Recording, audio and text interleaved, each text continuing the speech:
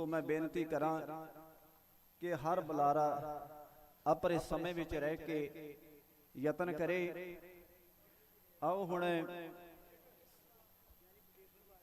ਗਿਆਨੀ बलदेव सिंह जी राड़ा साहब वाले उन्हां दे चरनां च बेनती है कि जिथे भी आवाज़ नूं सुणदे आ 2-3 मिनटां दे विच उस स्टेज ते पहुंचण दी किरपालता करन। ਗਿਆਨੀ बलदेव सिंह जी राड़ा साहब रियाली खुरद वाले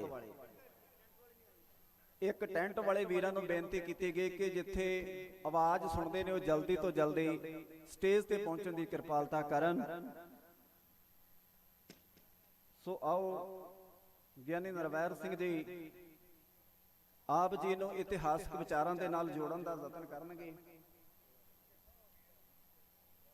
सो इन्हां तों बाद साडे कोल बड़े चढ़दी कला वाले जथे इंटरनेशनल ढाडी जथे साडे कोल पहुंचे ने, जिन्हां नूं प्रबंधकां ने उचेचे तौर ते बुलाया। संगत दे चरनां च बेनती है कि जिहड़े सेवा कर रहे ने वो ठीक है, जिहड़े इधर घूम रहे ने उन्हां दे चरनां च बेनती है कि सारे पंडाल दे विच आण के सज के बैठो तां कि असीं लाहा लै सकीए, आए हुए बुलारियां दे कोलों इतिहास सरवण कर सकीए। सो आओ मैं बेनती करांगा पिंड भंगाली वाले नरवैर सिंह जी नूं 10 मिनट वास्ते सेवा करनगे। वाहिगुरू जी का खालसा, वाहिगुरू जी की फतेह।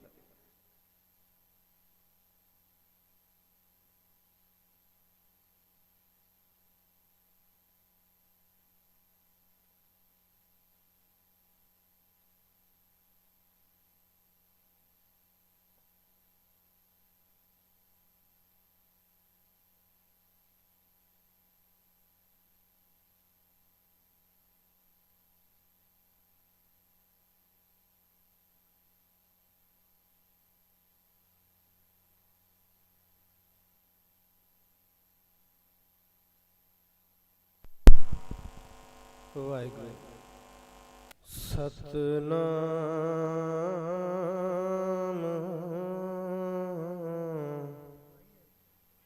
वाहे गुरु साहब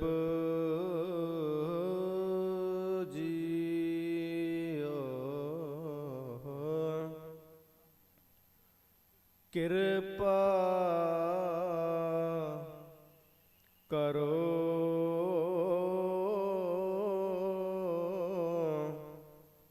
दीन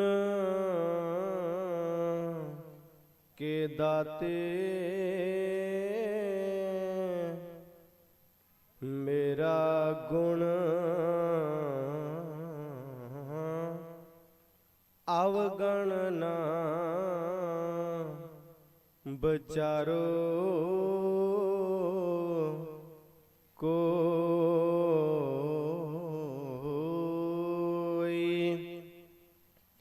हम कीरे किरम सतगुर शर नाही, कर दया नाम प्रगास।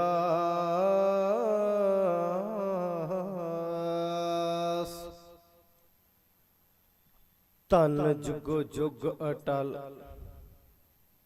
साहब सतगुरु गुरु ग्रंथ साहिब पातशाह जी दी पावन पवित्र हजूरी दे अंदर बैठे सुभाए मान सत संगी जनो, आप जी बड़े वडभागे जो वड्डियां भागां दी निशानी है कि जिन्हां नूं सतगुरु जी दी पवित्र गोद विच बैठण दा सुभाग प्राप्त होया है।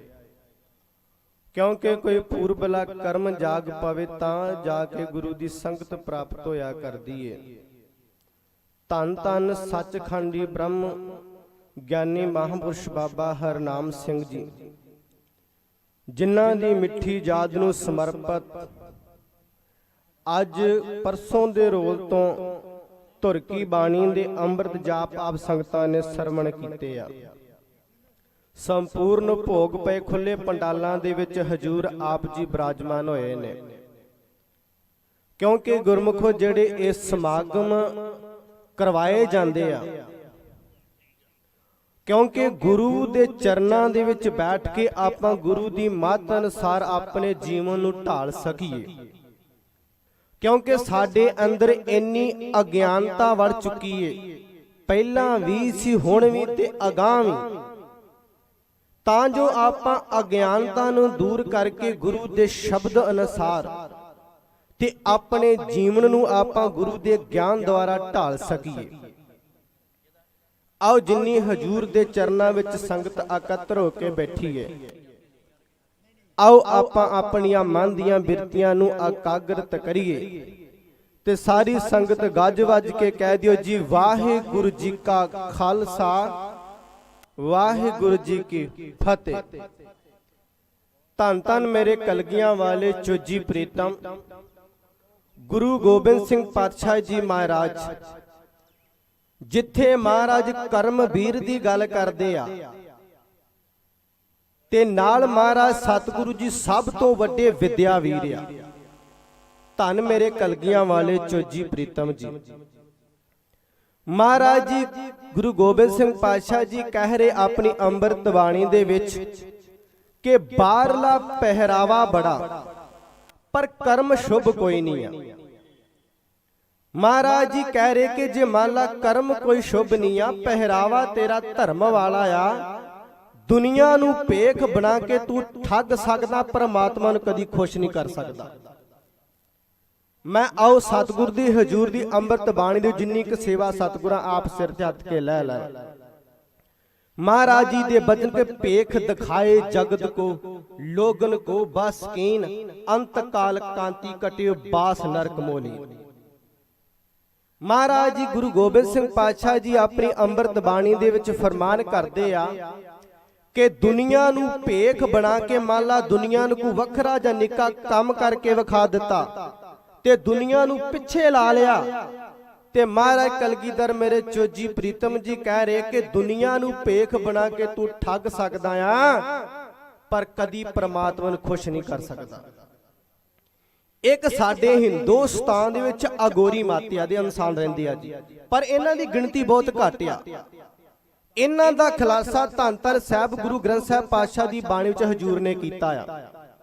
महाराज जी कह रहे कि एक करदे की जी झूठा मंग के खांदे आ ते ए रहिंदे नगन आ, इन्हां दे तन ते कपड़ा कोई नहीं आ, ये सिर तो लैके ते पैरां तक अपने शरीर ते स्वाह मलदे आ जी, काम कोई चजदा नहीं। ये की करदे कहंदे साडा धर्म आ जी। ते धन मेरे कलगियां वाले चोजी प्रीतम जी कह रहे ने कि अज्ञानता इन्नी वध गई कि मल खाण वालियां दे लोग चरना च ढह ढह के डिगदे पे आ। ते महाराज गुरु गोबिंद सिंह पातशाह जी कह रहे कि भाई जे मान ला ए मल खाण वाले ब्रह्म ज्ञानी हो सकदे आ ते सूर ते नित रहिंदा गंदगी दे विच ब्रह्म ज्ञानी होना चाहिए। खूक मल हारी गज गदा बबूतरी गिदुआ मसान बास करो करता है घुग्गू मट बासी लगे डोलत दास मिर्ग तरवस दी मोक सादे ही मरता है। अकाल उस्तुति महाराज जी दी बाणी है। ये अघोरी मत दे अनसान करदे की आ जी, ये झूठा मंग मंग के खांदे आ। ते धन गुरु ग्रंथ साहिब पातशाह जी अपनी अंमृत बाणी दे विच फरमान करके सिर खुहारे पीहे मलवानी झूठा मंग मंग खाई। महाराज जी कह रहे कि झूठा मैल खाण वाले जे माला ब्रह्म ज्ञानी हो सकते आ ते जेड़ा सूर ने रहिंदा गंदगी च फिर ब्रह्म ज्ञानी होना चाहिए सी। अज्ञानता इन्नी वध गई आ क्योंकि गुरमुखो जेड़े ए दीवानी गुरमुखो तां ही लगाए जांदे आ तां जो आपां आम जग्यासू जेड़ा गुरमत अनुसार अपने जीवन नूं ढाल सके। महाराज जी कह रहे कि खूक मलहारी गज गदा बबूतारी गिदुआ मसान बास करो करता है घुग्गू मट बासी लगे डोलत और दासी मिर्ग तरवस दीब मोक सादे ही मरत है। ये आसान करदे की आ जी, ये आदना दे तन ते कपड़ा कोई नहीं आ। जदों कुंभ दा मेला हुंदा नहीं जी, ਇਹ ਤਨ ਤੋਂ ਲੈ ਕੇ ਸਿਰ ਤੋਂ ਲੈ ਕੇ ਤੇ ਪੈਰਾਂ ਤੱਕ ਆਪਣੇ ਸਾਰੇ ਸਰੀਰ ਤੇ ਸਵਾਹ ਮਲਦੇ ਆ। ਤੇ ਧੰਨ ਮੇਰੇ ਕਲਗੀਆਂ ਵਾਲੇ ਚੋਜੀ ਪ੍ਰੀਤਮ ਦਾ ਇਦਾਂ ਸਗਾਸ਼ਨ ਤੇ ਮਹਾਰਾਜ ਜੀ ਬਿਰਾਜਮਾਨ ਨੇ। ਮਹਾਰਾਜ ਜੀ ਦਾ ਦਰਬਾਰ ਲੱਗਾ ਜੀ। ਇੱਕ ਸਾਧੂ ਆਇਆ ਤੇ ਤਨ ਤੇ ਕੱਪੜਾ ਕੋਈ ਨਹੀਂ, ਨਗਨ, ਤੇ ਉਹਨੇ ਸਿਰ ਤੋਂ ਲੈ ਕੇ ਤੇ ਪੈਰਾਂ ਤੱਕ ਸਾਰੇ ਸਰੀਰ ਤੇ ਭਭੂਤ ਮਲੀ ਹੋਈ ਆ ਜੀ। ਉਹਨੇ ਸਾਰੇ ਸਰੀਰ ਤੇ ਭਭੂਤ ਮਿਲੀ ਆ। ਤੇ ਭਾਈ ਸੁਥਰਾ ਸਾਹ ਜੀ ਨੇੜੇ ਜਾ ਕੇ ਨਾ ਉਹਨਾਂ ਵੇਖਿਆ ਸਾਧੂ ਆਇਆ ਨਗਨ, ਤਨ ਤੇ ਕੱਪੜਾ ਕੋਈ ਨਹੀਂ ਆ। ਤੇ ਭਾਈ ਸੁਥਰਾ ਸਾਹ ਜੀ ਨੇ ਕੀ ਜਾ ਕੇ ਕੀਤਾ ਤੇ ਉਹਨਾਂ ਦੇ ਨੇ ਪੇਟ ਚ ਉਂਗਲ ਚਬੋ ਦਿੱਤੀ। ਤੇ ਭਾਈ ਸੁਥਰਾ ਸਾਹ ਜੀ ਆਖਣ ਲੱਗੇ ਕਿ ਸਾਧੂ ਜੀ ਆਪ ਜੀ ਕਾ ਨਾਮ। ਉਹ ਸਾਧੂ ਆਖਣ ਲੱਗਾ ਕਿ ਮੇਰਾ ਨਾਮ ਹੈ ਸੀਤਲ ਦਾਸ।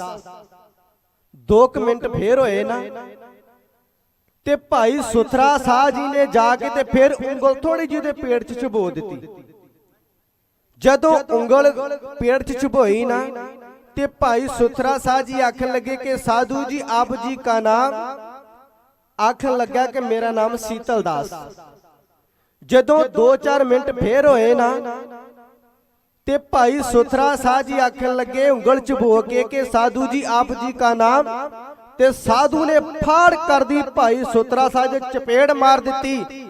ਆਖਣ ਲੱਗਾ ਤੈਨੂੰ ਅਜੇ ਸਮਝ ਨਹੀਂ ਪਈ, ਮੈਂ ਕਿੰਨੀ ਵਾਰ ਦੱਸਿਆ ਕਿ ਮੇਰਾ ਨਾਮ ਸੀਤਲ ਦਾਸ ਆ। ਤੇ ਭਾਈ ਸੁਥਰਾ ਸਾਹ ਜੀ ਆਖਣ ਲੱਗੇ ਕਿ ਮੈਂ ਇਹੋ ਗੱਲ ਸੰਗਤ ਨੂੰ ਦੱਸਣਾ ਚਾਹੁੰਦਾ ਹਾਂ ਕਿ ਸਾਰੇ ਸਰੀਰ ਤੇ ਇਹਨੇ ਸਵਾਹ ਮਲੀ ਆ। ਸਵਾਹ ਉਹਨਾਂ ਚਿਰ ਪੈਦਾ ਹੀ ਨਹੀਂ ਹੋ ਸਕਦਾ ਜਿੰਨਾ ਚਿਰ ਅੱਗ ਨਾ ਪ੍ਰਗਟ ਹੋਵੇ। ਜੇ ਅੱਗ ਅੰਦਰ ਹੋਏਗੀ ਤੇ ਸਵਾਹ ਪੈਦਾ ਹੋਏਗੀ। ਇਹੋ ਤੇ ਮੈਂ ਸੰਗਤ ਨੂੰ ਦੱਸਣਾ ਚਾਹੁੰਦਾ ਹਾਂ ਕਿ ਜਿਹੜਾ ਨਾਮ ਦਾ ਸੀਤਲ ਦਾਸ ਅੰਦਰੋਂ ਅੱਗ ਦੀ ਭੱਠੀ ਬਣਿਆ ਪਿਆ। ਮਹਾਰਾਜ ਕਹੇ ਹੁਕਮ ਲਹਾਰੀ ਗੱਜ ਗਦਾ ਬਬੂਤਾਰੀ ਗਿਦੂਆ ਮਸਾਨ ਬਾਸ ਕਰਿਓ ਕਰਤਾ। ਮਹਾਰਾਜ ਜੀ ਕਹਿੰਦੇ ਜੇ ਮਾਨਾ ਤਨ ਤੇ ਸਵਾਹ ਮਾਲਣਾ ਵਾਲਾ ਬ੍ਰਹਮ ਗਿਆਨੀ ਹੋ ਸਕਦਾ ਆ। ਗੱਜ ਨੀਜ ਹਾਥੀ ਗਦਾ।